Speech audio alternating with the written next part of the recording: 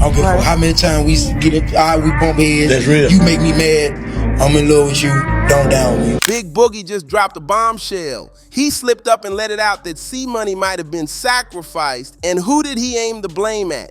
His own label boss, Yo Gotti. Boogie made it clear he's done playing the loyal soldier. How I feel right now, 100%.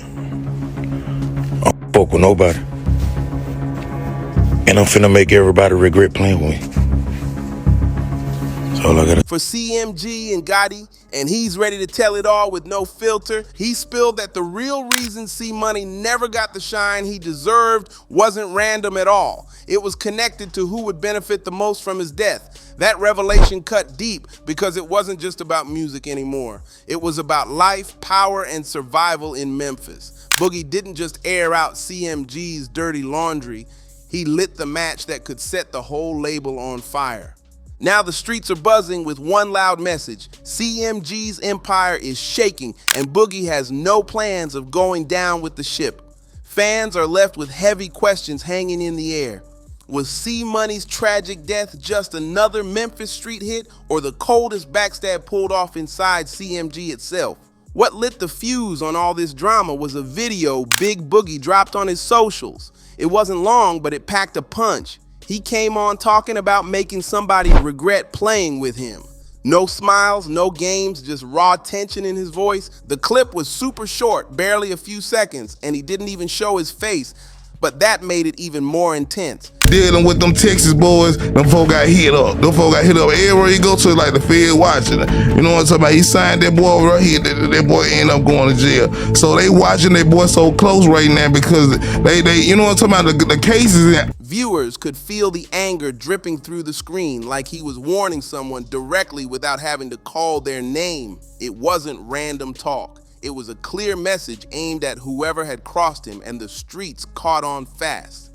At first, fans were lost trying to figure out what Big Boogie was hinting at, but things started to click when he followed up with another cryptic IG story that shook everybody.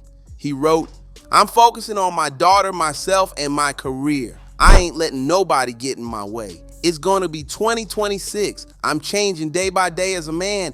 People barely ask me about my mental. I barely even talk to anybody now. I don't care to. Everybody that ever played with me before made me this way. Today I'm focused because I see a bigger picture of my own life, numb and grinding." He didn't have to drop names. No Yo Gotti, no C-Money, but the shade, it was screaming loud. Fans instantly tied it back, knowing this wasn't just random venting. Before Boogie's post, people were already whispering that C-Money's death wasn't some random shootout. It looked too surgical, too targeted.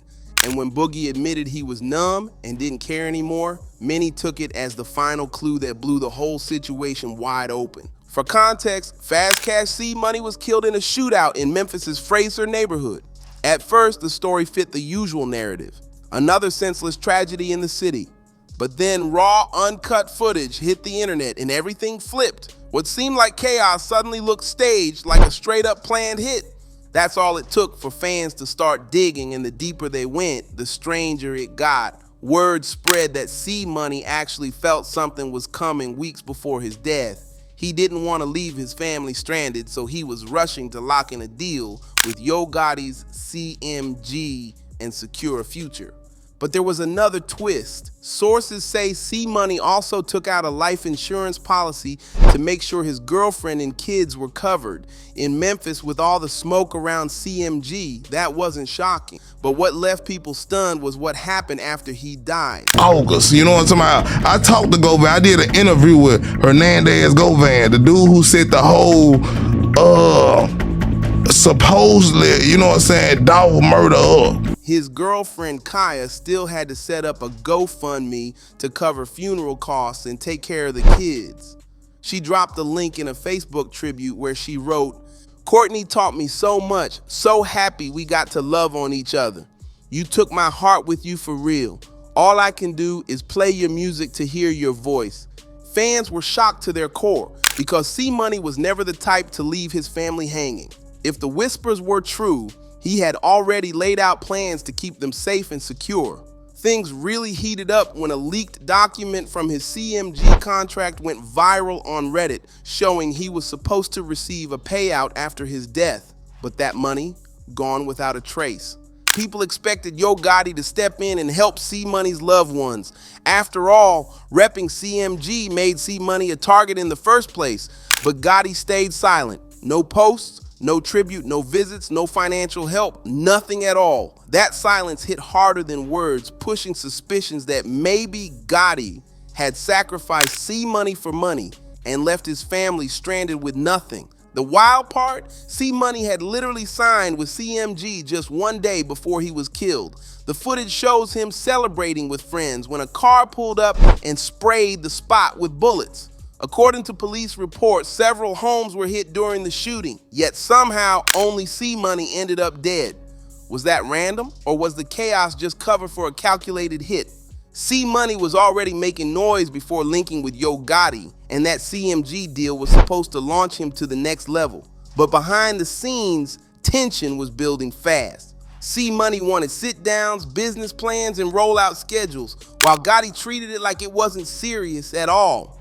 Anybody who knows Memphis street politics understands the deep tension between Gotti's CMG camp and Young Dolph's PRE crew. After Dolph's murder, plenty of eyes locked onto Gotti and his brother Big Jook. Whispers claimed Jook himself might have called the shot. When Hernandez Govan, a known associate of Jook, got arrested, the speculation only got louder. And when Jook later ended up dead in a similar fashion, some called it karma, while others swore it was revenge. Through it all, Yo Gotti ran CMG like a straight-up mob boss, demanding loyalty, setting the rules, and punishing anyone who crossed the line. For years, artists like Glorilla, 42 Doug, Moneybag Yo, and Black Youngster played along, but after Dolph's death, that tough guy mob boss image stopped being power and started looking poisonous. One by one, CMG's roster started slipping away until only Glorilla was left holding the label afloat. But that was nowhere near the empire Yo Gotti had pictured for himself. So he switched gears, posting less, reshaping contracts, moving like a ghost in the industry. Quietly, he started trimming anyone who didn't follow his blueprint. Look at Black Youngster, once Gotti's most loyal soldier, his right hand in the streets. But as Gotti shifted direction, Youngster went from being an asset to a liability. That's when Gotti started looking for fresh blood to prop up CMG, and that's where C-Money entered the picture. But here's the catch. Gotti never saw C-Money as the next big star. He saw him as a way out, a chess move in his escape plan. And by the time C-Money realized it, the clock had already run out. The news of his death crushed Big Boogie. In his first post, he let his pain spill out, writing, "C-Money Smith, Jesus' brother, I'm hurt to my heart, my favorite rapper from day one. I'm hurt about you, boy." Boogie didn't just mourn, he collapsed under the weight of it all. He even canceled his own Memphis birthday bash, saying, "I'm straight on Memphis, birthday bash canceled. You guys lame forever." He tagged C-Money and dropped crying emojis, a raw show of grief. To outsiders, it looked like the sadness of a friend, but insiders read between the lines. Boogie was backing away to avoid another storm of violence. Fans even praised him, saying that decision might have saved lives, but he couldn't stay silent forever. Boogie kept posting cryptic words like, "Everybody gonna regret what they did and said, watch this.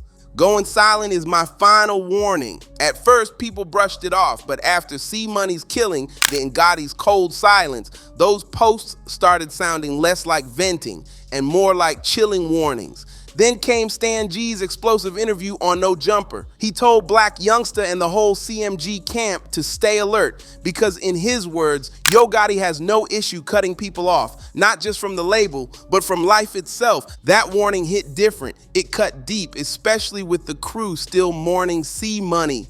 Suddenly, the spotlight wasn't on Yo Gotti anymore. It was on Big Boogie, the only one bold enough to keep dropping hints and demanding answers while everybody else stayed quiet. But here's the chilling part. If Gotti really had something to do with C-Money's death, then what makes Boogie untouchable? His silence doesn't mean safety. It feels more like a ticking countdown. And the darkest thought haunting fans is this: if Gotti could already move like that once, What's stopping him from doing it again? Every move, every post, every cryptic line from Boogie has people wondering if he's warning the world or warning himself. The streets are watching closely because this story is far from over. Make sure you like, subscribe, share, and drop a comment, and I'll catch you on the next one.